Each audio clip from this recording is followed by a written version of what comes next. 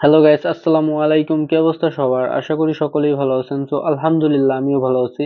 তো আজকে চলে আসলাম ফরিদপুর জেলার প্রত্যন্ত একটি চরাঞ্চলের হাটে। এই হাটটির নাম হচ্ছে আফজাল মন্ডলের হাট।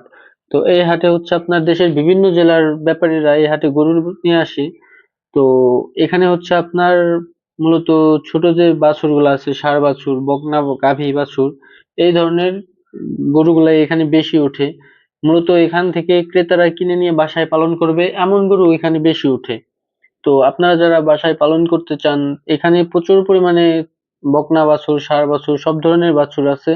তো আপনারা এই আফজাল মন্ডলের হাটে গিয়ে অবশ্যই পছন্দ মতো ক্রয় করে আনতে পারেন বা বিক্রয় করতে পারেন। এটি হচ্ছে আপনার মূলত একটি নদীর পাশে, অনেক সুন্দর একটি ভিউ। নদীর পাশে এই হাটটি বসেছে।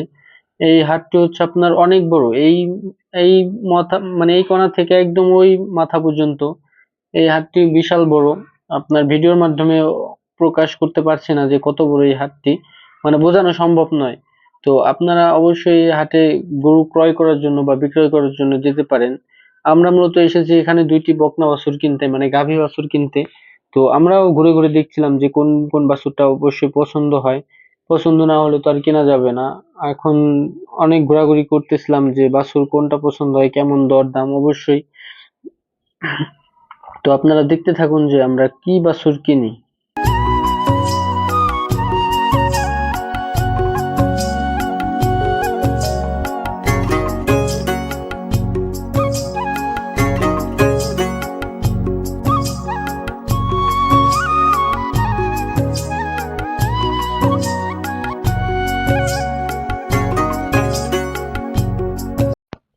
তো গাইস, অনেক ঘোরাঘুরি করার পর অবশেষে আমাদের দুইটা বাছুর পছন্দ হয়ে গেল।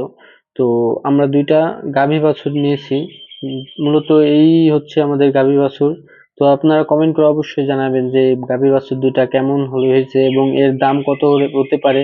আপনারা অবশ্যই কমেন্ট করে জানাবেন যে এর দাম কত হতে পারে আর এই বাছুর দুইটা আপনার কেমন হয়েছে।